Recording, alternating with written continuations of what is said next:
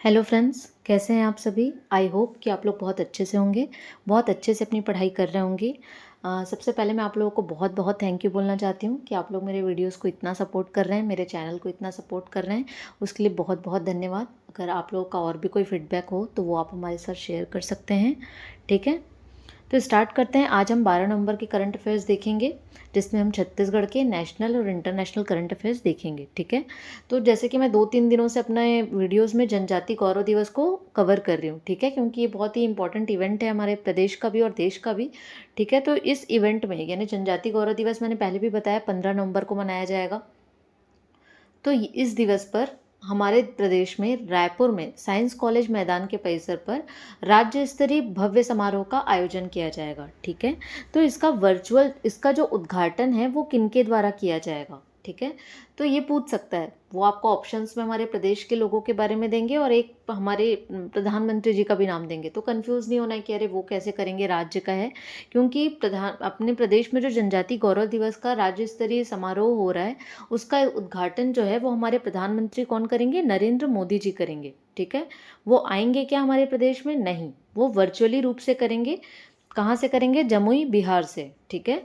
तो 15 नवंबर 2024 को science college मैदान परिसर रायपुर में राज्य स्तरीय भव्य आयोजन होगा, जिसका वर्चुअल उद्घाटन प्रधानमंत्री नरेंद्र मोदी जी के द्वारा जमुई, बिहार से किया जाएगा, ठीक है। उसके बाद है कि मुख्यमंत्री, हमारे प्रदेश के मुख्यमंत्री श्री विष्णुदेव साय जी की पहल पर सभी जिला मुख्यालयों में भी एक दिवसीय आयोजन किया जाएगा इस उपलक्ष्य में, ठीक है। इस अवसर पर क्या किया जाएगा? स्थानीय स्वतंत्रता संग्राम सेनानियों का और उनके वंशजों का क्या किया जाएगा? सम्मान किया जाएगा, ठीक है। तो ये ध्यान रखना है।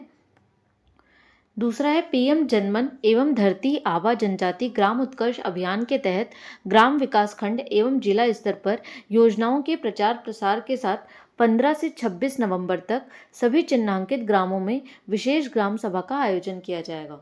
तो ये ध्यान रखना है कि जो ये है जनजाति गौरव दिवस, इस अवसर पर हमारे प्रदेश में क्या क्या कार्यक्रम होने वाले हैं। एक तो जो हमारे प्रदेश के स्थानीय स्वतंत्रता संग्राम सेनानी हैं उनको सम्मानित किया जाएगा, उनके वंशजों को सम्मानित किया जाएगा। फिर पीएम जनमन और धरती आबा जनजाति ग्राम उत्कर्ष अभियान के तहत जो चिन्हांकित ग्राम हैं उनमें विशेष ग्राम सभा का आयोजन किया जाएगा। कब से कब तक? 15 से 26 नवंबर तक, ठीक है। तथा सभी जिला मुख्यालयों में भी क्या किया जाएगा? एक दिवसीय आयोजन किया जाएगा जनजाति गौरव दिवस के अवसर पर। और इसकी शुरुआत जो होगी वो कहाँ से होगी? तो मैंने बताया था जशपुर से होगी, ठीक है, पद यात्रा के द्वारा, जहाँ केंद्रीय मंत्री मनसुख मंडाविया भी शामिल होंगे, वहां से हुई है, ठीक है। तो ये ध्यान रखना है, बहुत ही इंपॉर्टेंट फैक्टर बन रहा है। नेक्स्ट क्वेश्चन है, हाल ही में चर्चित उदयगिरी डोंगरी पहाड़ी प्रदेश के किस जिले में स्थित है? तो कहाँ स्थित है ये? कोंडागांव में। हाल ही में ये चर्चा में था न्यूज़पेपर में।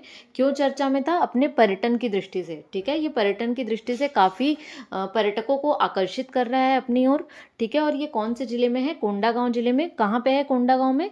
तो जो कोंडागांव में माकड़ी विकास खंड है, ठीक है, उससे 2 किलोमीटर की दूरी पर यह पहाड़ है, ठीक है। और पहले इस पहाड़ पे क्या की जाती थी? पैदल चढ़ाई की जाती थी, जो काफ़ी कठिन भी होता होगा। लेकिन अब यहाँ पर चढ़ाई करने के लिए 480 सीढ़ियाँ क्या कर दी गई हैं? बना दी गई हैं। तो इसको क्या करना है? ध्यान रखना है, ठीक है। मेन आपको ये याद रखना है कि कौन से जिले में है, इतना ही इंपॉर्टेंट है, बाकी इतना नहीं है कि कितनी सीढ़ियाँ हैं, बट वो ठीक है। नेक्स्ट क्वेश्चन है, राज्य में मेंद्री घूमर एडवेंचर स्पोर्ट्स एकेडमी की स्थापना कहाँ की जा रही है? तो आपको याद होगा मेंद्री घूमर जलप्रपात भी है, ठीक है। ये कहाँ है? बस्तर में है। तो जो जलप्रपात है, पहले चित्रकूट जलप्रपात भी है अपने बस्तर में, जिसको न्यागरा बोला जाता है, ठीक है, भारत का। तो वैसे मेंद्री घूमर को अभी हमारे प्रदेश की राज्य सरकार ने एडवेंचर स्पोर्ट्स एकेडमी स्थापित करने का निर्णय लिया है, ठीक है। स्पोर्ट्स एडवेंचर स्पोर्ट्स एकेडमी के लिए वो काफ़ी सूटेबल जगह लगी राज्य सरकार को, ठीक है। तो वो कौन से ज़िले में है? बस्तर ज़िले में है। अब इसके बारे में भी थोड़ा देख लेते हैं कि मेंद्री घूमर में एडवेंचर स्पोर्ट्स एकेडमी स्थापित करने से क्या क्या फ़ायदे होंगे, ठीक है। तो सबसे पहला, पर्यटन को बढ़ावा मिलेगा, क्योंकि पर्यटकों का ज़्यादा से ज़्यादा वहाँ आना होगा। दूसरा, स्थानीय लोगों को रोजगार मिलेगा, ठीक है, क्योंकि वहाँ पे ट्रेनिंग लेने के बाद सैलानियों को होम स्टे, टेंट, पहाड़ों के ऊपर कैंपिंग जैसी भी सुविधाएं दी जाएंगी, ठीक है। तो ये ध्यान रखना है। नेक्स्ट क्वेश्चन है, राज्य के वीर योद्धा श्री एम.बी. ओझा, जिनका हाल ही में निधन हुआ है, किस जिले से संबंधित है? ये आपको दिख रहे हैं पिक्चर में, ये श्री एम.बी. ओझा हैं, ठीक है। ये रायपुर जिले के रहने वाले हैं और ये विंग कमांडर हैं, ठीक है, विंग कमांडर थे, मतलब अभी तो रिटायर्ड हो गए थे। ठीक है, तो राज्य के वीर योद्धा श्री एम बी ओझा का अभी 89 ईयर की एज में, ठीक है, 89 साल की उम्र में रायपुर में निधन हो गया था। हमारे प्रदेश के मुख्यमंत्री ने इन्हें श्रद्धांजलि व्यक्त की थी। विंग कमांडर एम बी ओझा ने 1962 की लड़ाई, 1965 की लड़ाई और 1971 के युद्ध में अपना महत्वपूर्ण योगदान दिया था। बहुत ही इंपॉर्टेंट पॉइंट है। और 1971 में जो पाकिस्तानी सेना के 90,000 सैनिकों के समर्पण के वो प्रत्यक्ष गवाह थे। ठीक है, तो ये भी ध्यान रखना इंपॉर्टेंट फैक्टर है। नेक्स्ट क्वेश्चन है, प्रदेश में मां अंगार मोती दरबार मेला का आयोजन कहाँ किया जाता है? कहाँ किया जाता है? धमतरी में। ठीक है, धमतरी में प्रदेश में मां अंगार मोती दरबार मेला का आयोजन किया जाता है। ठीक है, एक बार इसको भी देख लेंगे, ये कब होता है इसका आयोजन? तो दिवाली के बाद जो पहला शुक्रवार पड़ता है उस दिन, पहले शुक्रवार को मां अंगार मोती दरबार मेला का आयोजन किया जाता है। उसी को प्रथम गंगरेल मड़ई लड़ाई लिखा गया, वो मड़ई है। ठीक है, मड़ई मेला का भी बोलते हैं। इसके बाद सारे मेले स्टार्ट होते हैं। ये परंपरा वहाँ पे 46 सालों से चल रही है। ठीक है, इसमें क्या होता है, इस मड़ई में जो सुहागिनें होती हैं वो मंदिर के मुख्य रास्ते पर लेटती हैं। क्यों लेटती हैं? संतान प्राप्ति के लिए, मन्नत मांगने के लिए। ठीक है, मतलब ऐसी सुहागिनें जिनके बच्चे नहीं हो रहे होते हैं, वो इस मन्नत के साथ कि उनके बच्चे हो जाएं, उस मंदिर के मुख्य रास्ते पर लेटती हैं। तो अभी हाल ही में ये न्यूज़पेपर में था चर्चा में काफ़ी, क्योंकि वहाँ पे बहुत 300-350 महिलाएं ऐसे पूरी लेटी हुई थी मंदिर के मुख्य रास्ते पर। ठीक है, अब हम नेशनल करंट अफेयर्स की ओर जाएंगे। देश के 51वें सीजेआई कौन बने हैं? मैंने पहले भी इसको कवर किया था, क्योंकि ये पहले ही घोषित हो चुका होता है कि अगला सीजेआई कौन बनने वाले हैं। तो वो बने हैं जस्टिस संजीव खन्ना। हमारे देश के कौन से क्रम के हैं? 51। तो इसको भी याद रखना है, क्रम भी पूछ लेता है एग्जाम में कि कौन से क्रम के सीजेआई बने हैं। तो कौन से क्रम के बने हैं? 51। 51 का सगुन है, तो आप याद रखिएगा।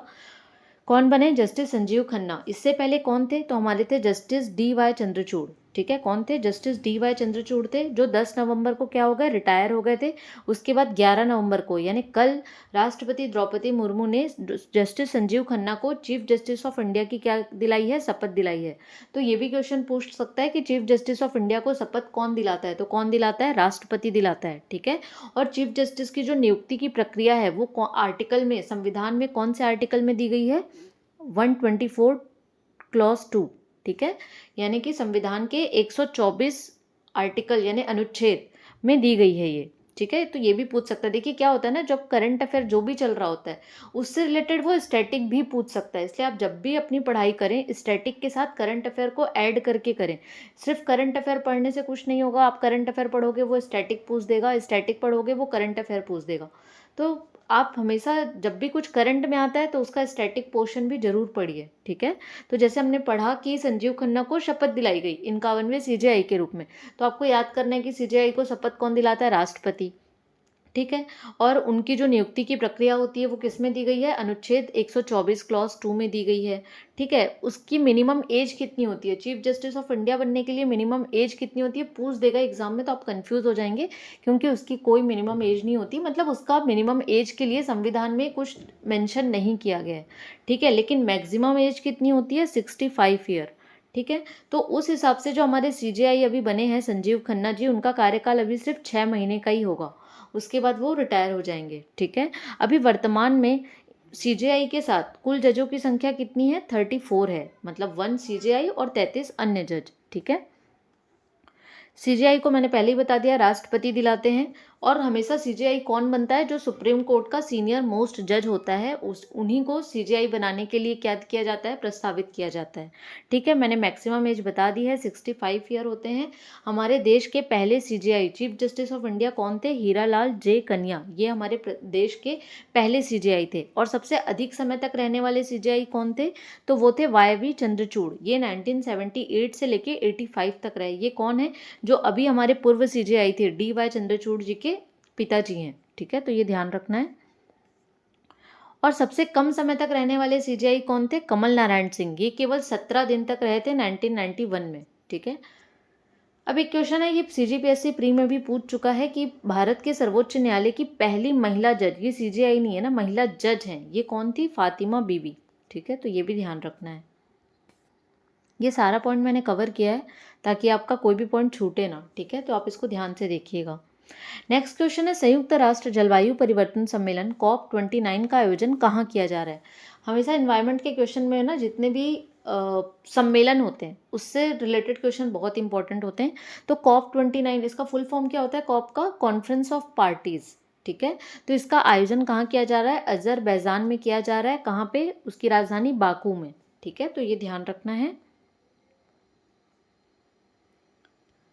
कब से कब किया जाएगा, 11 से 22 नवंबर, ठीक है। 1112 याद रहेगा। इसकी थीम क्या है, एक हरित दुनिया के लिए एकजुटता, ठीक है, या इंग्लिश में solidarity for a greener world, ठीक है। पहला कॉप कहाँ हुआ था, बर्लिन जर्मनी में 1995 में। तो इसको ध्यान रखना है, ठीक है। आगे जितना इसमें पॉइंट आता जाएगा मैं ऐड करते जाऊंगी। मैंने सोचा है कि मैं जितने भी आप लोग को टॉपिक्स करा रही हूँ ना, मैं क्या करती हूँ डेली ऐड करते जाती हूँ, लेकिन एक लाऊंगी मैं एग्जाम के आसपास लाऊंगी जिसमें सारे टॉपिक्स को एक साथ कर दूंगी ताकि आप लोगों को पढ़ने में आसानी हो, ठीक है। नेक्स्ट क्वेश्चन है, महिला एशियाई चैंपियंस ट्रॉफी 2024 का आयोजन कहाँ किया जा रहा है। कहाँ किया जा रहा है, बिहार में, राजगीर में हो रहा है ये। मैं ये राजगीर लिखना भूल गई हूँ तो ये ध्यान रखिएगा, राजगीर में, ठीक है। बिहार के राजगीर में हो रहा है। बहुत ही इंपॉर्टेंट पॉइंट है, ये पूछ सकता है, ये एग्जाम में आएगा, देखना। तो इसका आयोजन कहाँ हो रहा है, बिहार के राजगीर में हो रहा है। कब से कब होगा, ये भी 11 से 20 नवंबर 2024 को। कुल कितनी टीम भाग ले रही हैं, 6 टीमें भाग ले रही हैं। कौन कौन, भारत, चीन, जापान, ये तो ऐसे ही याद हो जाएंगे। मलेशिया, थाईलैंड और साउथ कोरिया, ये 3 और हैं एक्स्ट्रा, बाकी आपको ये याद रहेंगे, ठीक है। भारतीय टीम की कप्तान कौन है, अगुवाई सलीमा, ठीक है। और उप कप्तान कौन है, नवनीत कौर। तो ये ध्यान रखना है। तो आज के लिए हम इतना ही करंट अफेयर कवर करेंगे। अगर आपको वीडियो अच्छा लगता है तो प्लीज़ इस वीडियो को लाइक कीजिएगा, चैनल को सब्सक्राइब कीजिएगा, अपने दोस्तों के साथ भी शेयर कीजिएगा। अगर आपका कोई और फीडबैक हो या कोई भी आपका जो भी एडवाइस हो या डाउट हो, आप हमारे साथ शेयर कर सकते हैं। एक सब्सक्राइबर ने बोला था मुझे कि ज्योग्राफी के लिए, छत्तीसगढ़ के ज्योग्राफी के लिए, तो मैं कोशिश करूँगी, क्योंकि बेसिकली मैं करंट अफेयर्स के टॉपिक्स कवर करती हूँ। तो मैंने सोचा था कि मैं CGPSC के प्रीवियस ईयर क्वेश्चंस पे ज़्यादा काम करूँगी ताकि वो ज़्यादा आप लोगों को अच्छे से क्लियर हो। तो अगर मैं ज्योग्राफी भी लेके आऊँगी तो उसको प्रीवियस ईयर क्वेश्चंस के आधार पे ही लेके आऊँगी। जैसे अगर हम फॉरेस्ट पढ़ रहे हैं या हम ड्रेनेज सिस्टम, अपवाह तंत्र पढ़ रहे हैं हमारे प्रदेश का, तो उससे प्रीवियस ईयर कितने क्वेश्चंस आए हैं उस पर हम कवर करते हुए उसको सारा कवर करेंगे। मैं एज अ चैप्टर वाइज नहीं पढ़ा पाऊँगी। अगर पढ़ा दी बाद में तो नहीं पता, लेकिन अभी तो मैंने ऐसा ही सोचा था, ठीक है। तो मैं वो आपको बता सकती हूँ कि मैं वो कैसे कवर करूँगी। बाकी आप लोग जितना कमेंट्स मुझे दे रहे हैं, जितना अपना सपोर्ट दे रहे हैं, उसके लिए बहुत बहुत थैंक यू सो मच।